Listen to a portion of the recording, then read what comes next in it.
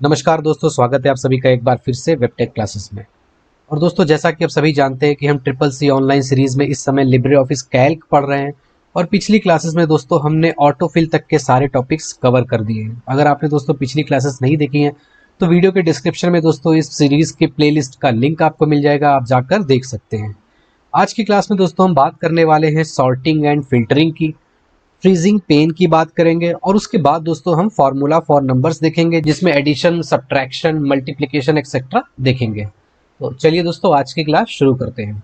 सबसे पहले दोस्तों बात करते हैं हम सॉर्टिंग की। तो सॉर्टिंग को समझने के लिए दोस्तों मैंने यहाँ पर ऑलरेडी एक टेबल बना ली है, मैं थोड़ा सा इसे जूम भी कर देता हूँ।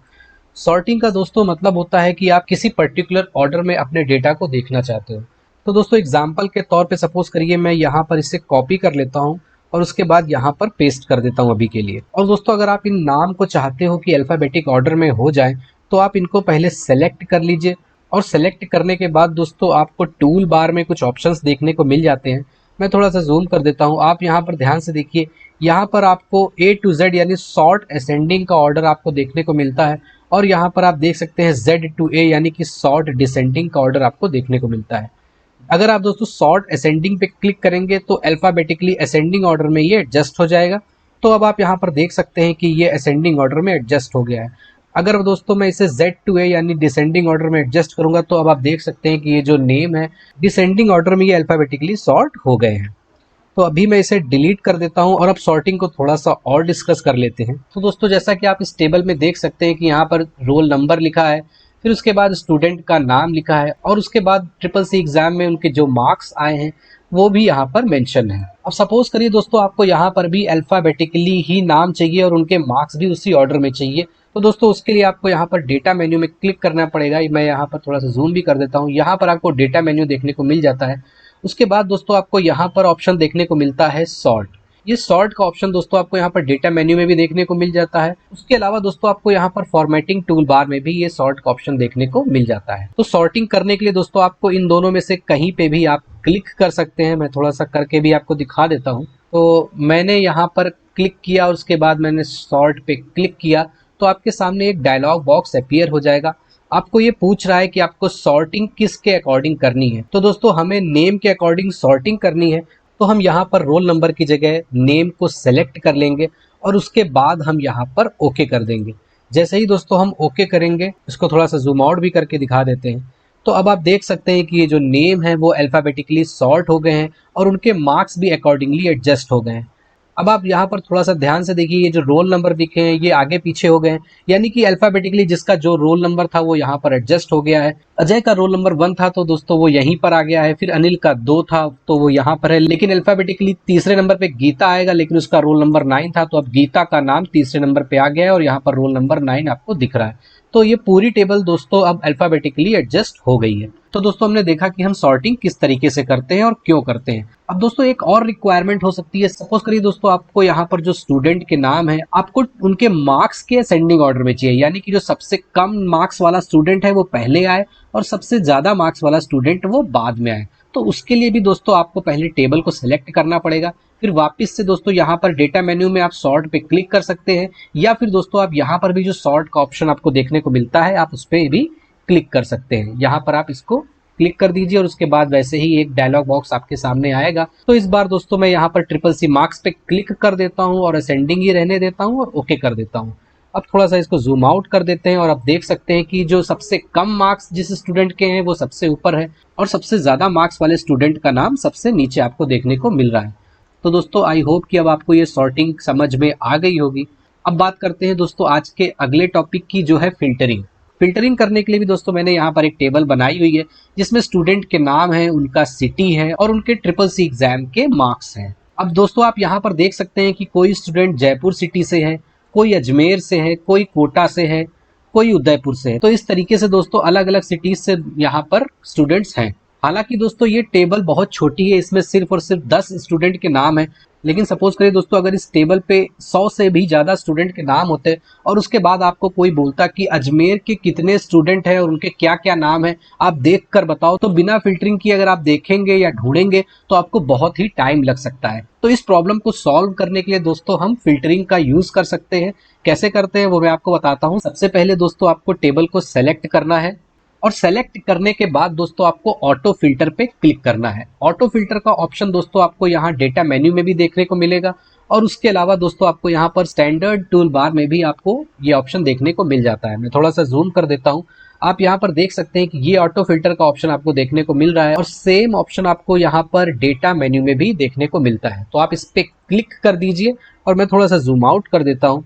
अब आप यहाँ पर थोड़ा सा ध्यान से देखिए तो एक ये एरो जैसी सभी कॉलम के कॉर्नर पे आ गई है।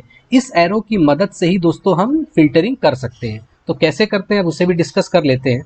तो इस एरो पे दोस्तों आपको क्लिक करना है। क्लिक करते ही दोस्तों एक ये बॉक्स आपके सामने ओपन होकर आ जाएगा। मैं इसे भी थोड़ा सा जूम कर देता हूँ और अब आप देख सकते हैं कि यहाँ पर अलग अलग सिटीज के नाम आपको देखने को मिल रहे हैं।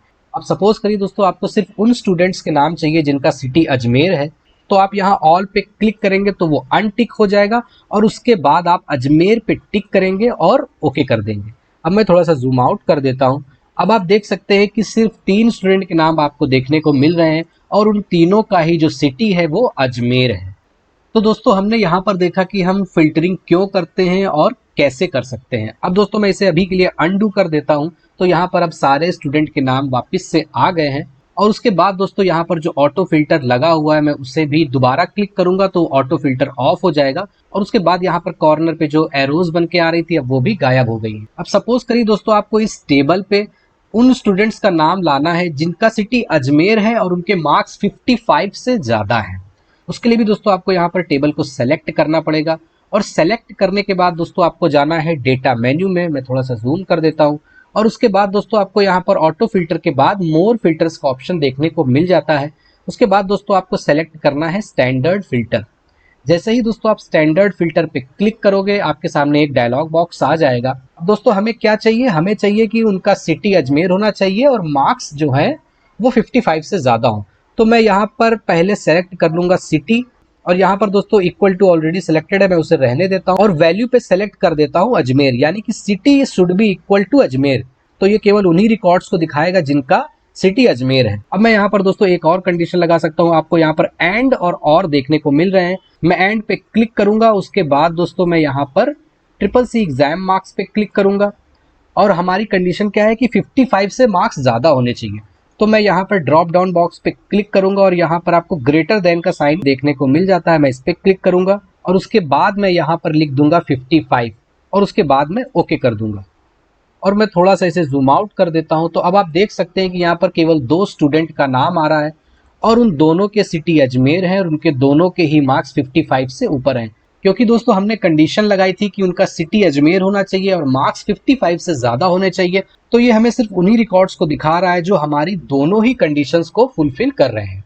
तो ये बात होगी दोस्तों फिल्टरिंग की। अब बात करते हैं दोस्तों आज के अगले टॉपिक की, जो है फ्रीजिंग ऑफ कॉलम एंड रोज।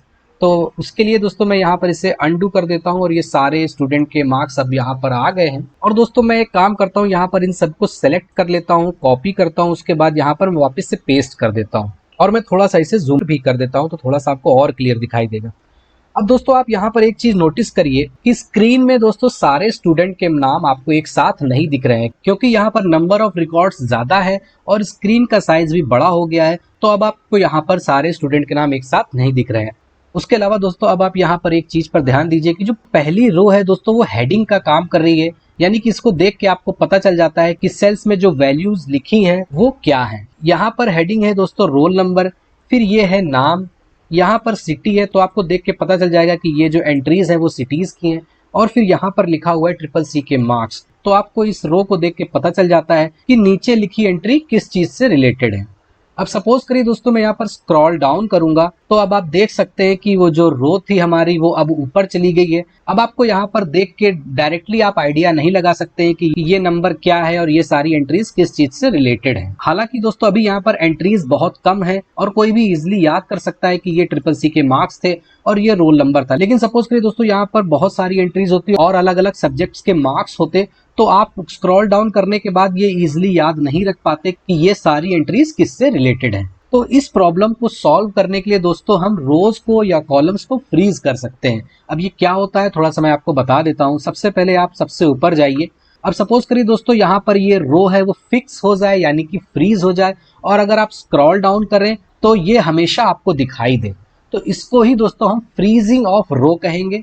अब ये कैसे करते हैं वो सबसे पहले डिस्कस कर लेते हैं। जिस भी रो को आपको फ्रीज करना है उसके जस्ट नीचे वाली रो आपको सेलेक्ट करनी है। तो यहाँ पर दोस्तों मुझे पहली रो को फ्रीज करना था तो मैंने सेकेंड रो को सेलेक्ट किया है, और सेलेक्ट करने के बाद दोस्तों आपको राइट क्लिक करना है, और राइट क्लिक करने के बाद दोस्तों मैं थोड़ा सा जूम करके दिखा देता हूं, आपको यहाँ पर ऑप्शन दिखाई देगा फ्रीज रोज एंड कॉलम्स। तो आप यहाँ पर इसको क्लिक कर दीजिए और अब मैं थोड़ा सा जूम आउट कर देता हूं। तो अब दोस्तों यहाँ पर ये जो रो है वो फ्रीज हो चुकी है। तो अब आप अगर स्क्रॉल डाउन करेंगे तो अब आप देख सकते हैं कि जितनी बार भी आप स्क्रॉल डाउन कर रहे हैं लेकिन आपकी जो पहली रो है वो आपको हर बार दिखाई दे रही है, क्योंकि आपने इस रो को फ्रीज कर दिया है। सिमिलरली दोस्तों आप कॉलम्स को भी फ्रीज कर सकते हो। सपोज करिए दोस्तों मैं यहाँ पर राइट स्क्रॉल करूंगा तो अब आप देख सकते हैं कि आपको रोल नंबर विजिबल नहीं है, और एक बार अगर मैं और स्क्रॉल कर दूं तो आपको ये नाम भी विजिबल नहीं है। सपोज करिए दोस्तों आपको रोल नंबर को फिक्स करना है या रोल नंबर को फ्रीज करना है, तो आप जिस कॉलम को फ्रीज करना चाहते हो उसके आगे वाले कॉलम को सेलेक्ट करोगे, और सेलेक्ट करने के बाद दोस्तों आपको राइट क्लिक करना है और उसके बाद वापस से आपको फ्रीज रोज एंड कॉलम्स पे क्लिक कर देना है। तो अब आप राइट स्क्रॉल करके देखोगे तो आपका जो रोल नंबर वाला कॉलम है वो फ्रीज हो चुका है और वो आपको हर बार दिखाई दे रहा है। आप चाहे जितना ही राइट स्क्रॉल कर दो आपको ये कॉलम जरूर दिखाई देगा।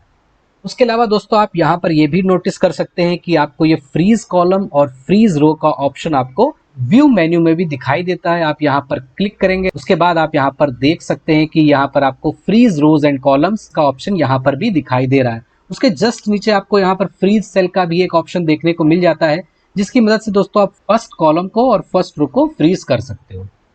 अब दोस्तों बात करते हैं आज के अगले टॉपिक की, जो है फॉर्मूला। तो आज की क्लास में दोस्तों हम डिस्कस करेंगे अरिथमेटिक फॉर्मूलाज, यानी कि एडिशन, सब्ट्रैक्शन, मल्टीप्लिकेशन और डिवीजन। तो इसको समझाने के लिए दोस्तों मैंने यहाँ पर एक टेबल बना ली है। आपको इस टेबल में दोस्तों स्टूडेंट्स के नेम और उनके फिजिक्स, केमिस्ट्री, मैथ्स के मार्क्स देखने को मिल जाते हैं। अब सपोज करिए दोस्तों यहाँ पर एक कॉलम है जिसमें हमें टोटल लिखना है, और यहाँ पर दोस्तों हमें स्टूडेंट के तीनों सब्जेक्ट के मार्क्स टोटल करके लिखने हैं। तो इसके लिए दोस्तों हम अरिथमेटिक फॉर्मूला का यूज कर सकते हैं, यानी एडिशन का यूज कर सकते हैं। तो इसे कैसे करते हैं दोस्तों, थोड़ा सा आप यहाँ पर ध्यान से देखिएगा। कभी भी दोस्तों अगर आपको किसी सेल में फॉर्मूला अप्लाई करना है तो सबसे पहले दोस्तों आपको इक्वल्स टू साइन टाइप करना होगा। तो यहाँ पर दोस्तों आप देख सकते हैं कि मैंने इक्वल्स टू साइन को टाइप कर दिया है। उसके बाद दोस्तों आपको उस सेल्स को सेलेक्ट करना है जिनको आप ऐड करना चाहते हो। तो दोस्तों क्योंकि मुझे यहाँ पर 3 सेल्स का डेटा ऐड करना है तो सबसे पहले दोस्तों मैं पहले सेल को सेलेक्ट करूंगा, उसके बाद प्लस का साइन अप्लाई करूंगा, फिर उसके बाद दूसरे सेल को सेलेक्ट करूंगा, फिर प्लस का साइन अप्लाई करूंगा, और फिर तीसरे सेल को सेलेक्ट करूंगा और उसके बाद मैं एंटर की प्रेस कर दूंगा। तो आप देख सकते हैं दोस्तों यहाँ पर जो सम है यानी एडिशन है वो हो चुका है, और यहाँ पर टोटल मार्क्स आपको देखने को मिल जाते हैं। उसके बाद दोस्तों अगर आपको यहाँ पर सभी स्टूडेंट के लिए सम करना है तो आपको पहले सेल को सेलेक्ट करना है और उसके बाद कॉर्नर पे अपने कर्सर को ले जाना है। आपका कर्सर जैसे ही दोस्तों प्लस साइन में कन्वर्ट हो जाएगा उसके बाद इसे ड्रैग करते हुए आप इसे लास्ट सेल तक ले जाएंगे। तो उसके बाद आप देखेंगे कि यहाँ पर सभी सेल्स में सम ऑटोमेटिकली परफॉर्म हो चुका है, यानी सभी के मार्क्स ऑटोमेटिकली ऐड हो चुके हैं। तो दोस्तों हमने यहाँ पर देखा किस तरीके से हम सेल्स के डेटा को ऐड कर सकते हैं। अब सपोज करिए दोस्तों हमें यहाँ पर परसेंटेज भी कैलकुलेट करना है। तो परसेंटेज का फॉर्मूला हमें पहले सेल में अप्लाई करना होगा, उसके बाद हम इसे ड्रैग कर देंगे और सारी सेल्स में ये अप्लाई हो जाएगा। तो सबसे पहले दोस्तों हमें यहाँ पर डबल क्लिक करना है और उसके बाद इक्वल्स टू का साइन टाइप करना है। तो सबसे पहले हम ये देखेंगे कि परसेंटेज कैलकुलेट कैसे करते हैं। तो दोस्तों परसेंटेज का फॉर्मूला होता है marks obtained divide by total marks multiplied by 100।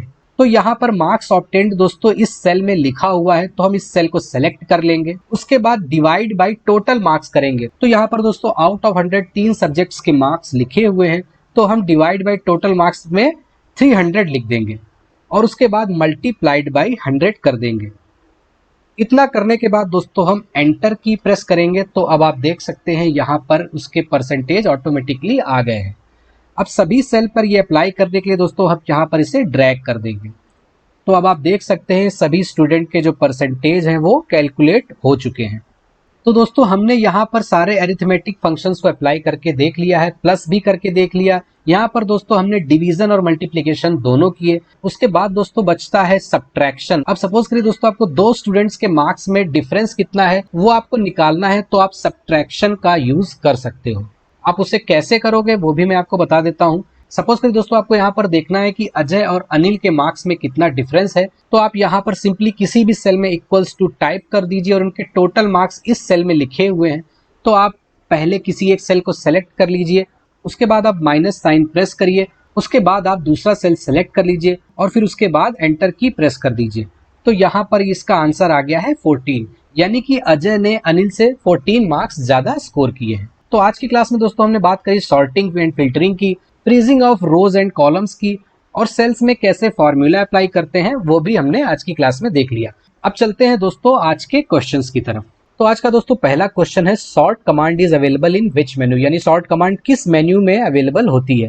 फिर उसके बाद दूसरा क्वेश्चन है दोस्तों फ्रीज रो एंड कॉलम का ऑप्शन हमें किस मेन्यू में देखने को मिलता है। तो इन दोनों ही क्वेश्चंस के आंसर दोस्तों आपको कमेंट बॉक्स में देने हैं। अब बात करते हैं दोस्तों पिछली क्लास में पूछे गए क्वेश्चंस के आंसर की। तो पहला क्वेश्चन पूछा था दोस्तों शॉर्ट की for paste special, paste special के लिए क्या शॉर्ट की यूज होती है। तो इसका सही आंसर है दोस्तों control plus shift plus V. दूसरा क्वेश्चन पूछा था दोस्तों default width of column, column की डिफॉल्ट चौड़ाई कितनी होती है। तो इसका सही आंसर है दोस्तों 2.26 सेंटीमीटर। तीसरा क्वेश्चन पूछा था दोस्तों मैक्सिमम हाइट ऑफ रो, रो की मैक्सिमम ऊंचाई कितनी हो सकती है। तो इसका सही आंसर है दोस्तों 100 सेंटीमीटर। आज की क्लास में दोस्तों इतना ही। अगर आपको ये क्लास पसंद आई है तो इस वीडियो को लाइक जरूर कीजिए और अपने उन दोस्तों के साथ शेयर जरूर कीजिए जो CCC की तैयारी कर रहे हैं या फिर किसी ऐसे एग्जाम की तैयारी कर रहे हैं जिसमें बेसिक्स ऑफ कंप्यूटर आता है। और अगर दोस्तों आप इस चैनल पर नए हैं तो इस चैनल को सब्सक्राइब जरूर कीजिए। Thank you for watching.